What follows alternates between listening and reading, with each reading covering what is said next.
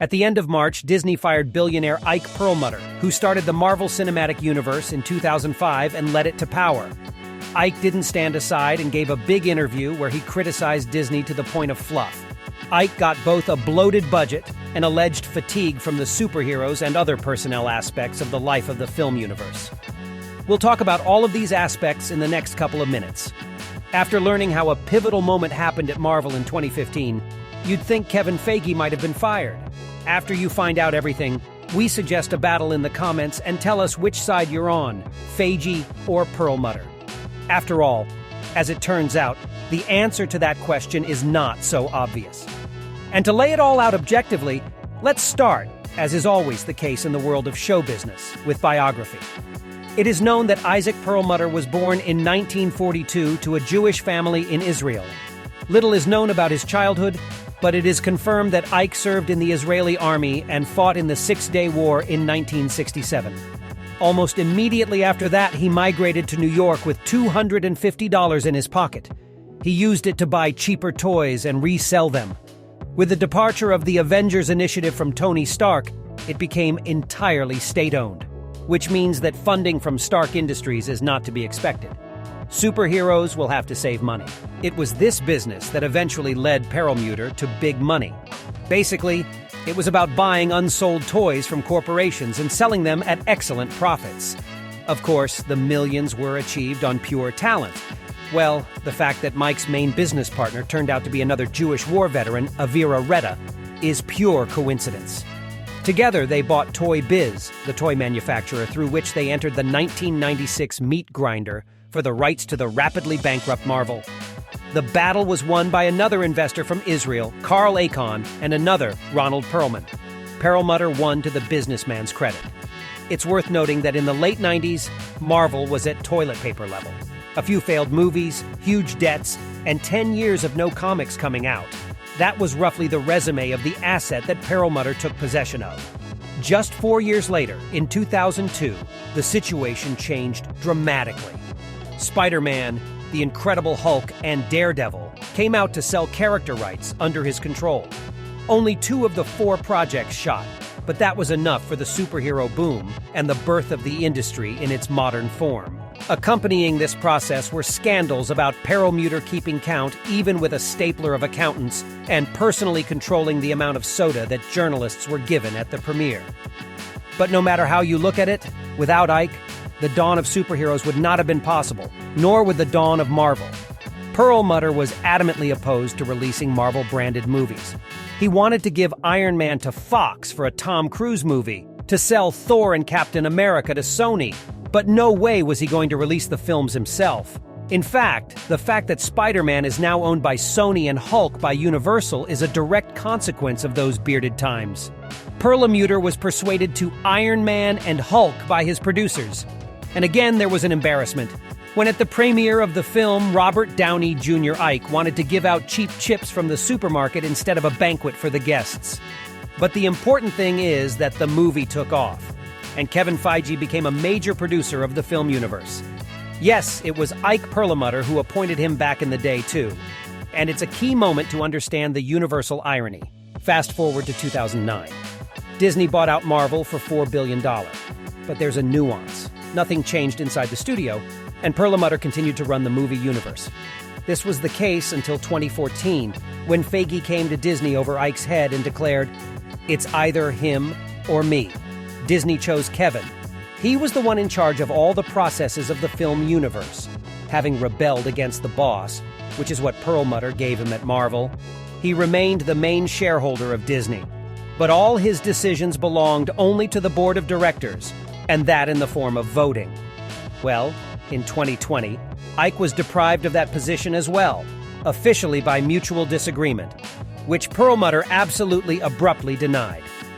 The billionaire not only prohibits interviews, but even photographs of himself. Suddenly, he came to the Wall Street Journal and gave a huge interview about what really happened. First, according to Mike, he was fired because of budgets. Perlmutter was screaming at all the meetings that Marvel movies were unreasonably expensive.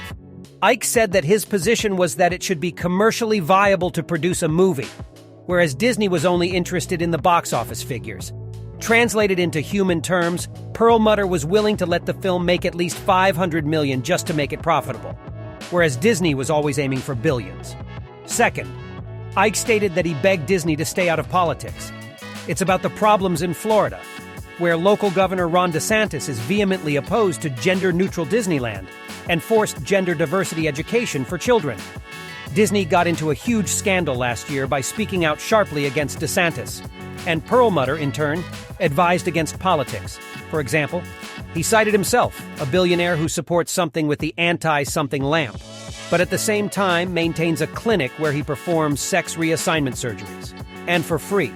Well, thirdly, according to Perlmutter, the problem is the approach itself. He constantly demanded that Disney focus on the long term, while the studio was only interested in today, the fees of this particular project, and the profits. Here and now, a fresh interview with Marco Ruffalo threw oil on the fire, where he revealed that the key point of the Ike-Kevin Feige dispute was the gender and racial diversity of superheroes.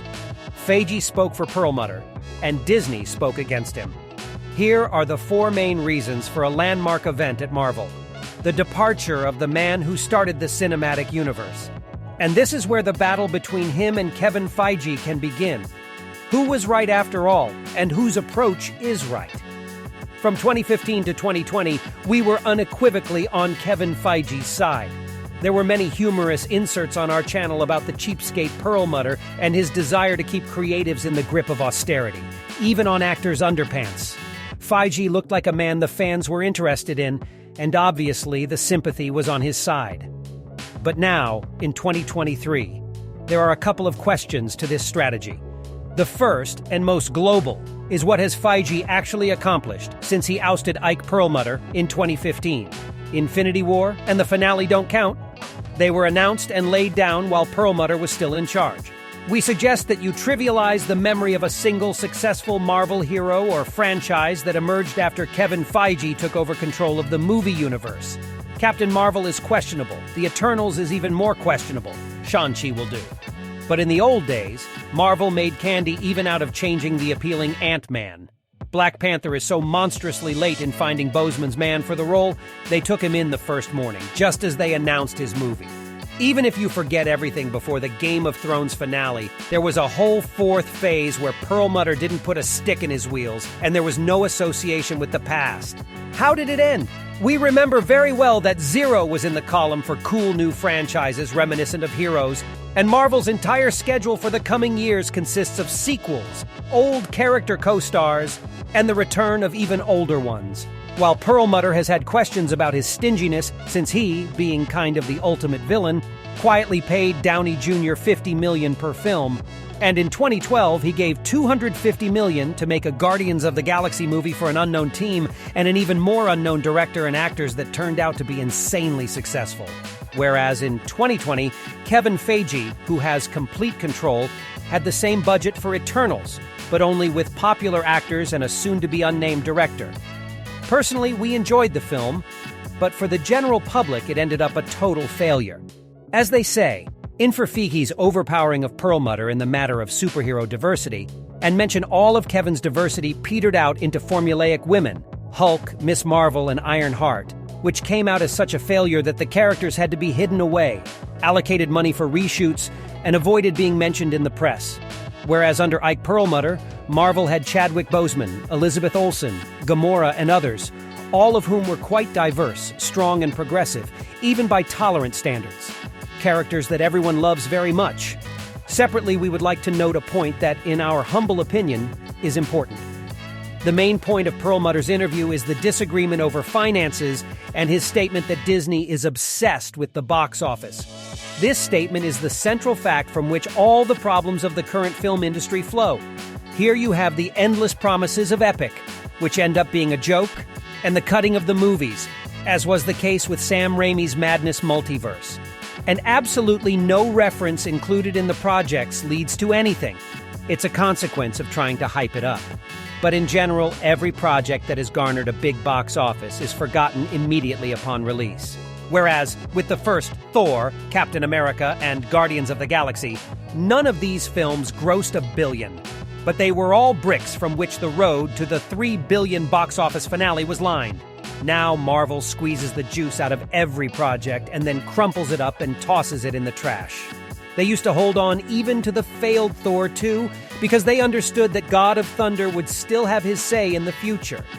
Here, in our humble opinion, lies the root of all the problems of the current Marvel films. The box office failures, which Disney writes off to the mythical fatigue of the audience from the superheroes.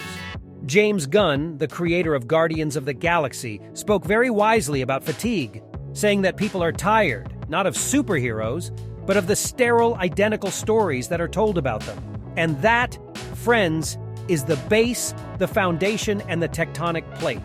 Gunn took a very subtle jab at Kevin Feige and his formulaic plots, and expressed the absolute truth. People are tired not of guys in cool suits, but of them saving the planet every time to jokes for 200 obligatory passages and leveling the plot immediately after the credits, just like the Combined in the planet Celestalum, which since 2021, no project has ever been remembered about. In short, the look at the 2015 confrontation between Kevin Feige and Ike Perlmutter now comes from a different angle, and it's time to decide who was right after all. Waters first with his stapler economy and conservatism, or Kevin Feige with a creative element that just wasn't given time to reveal itself? Leave your answers in the comments.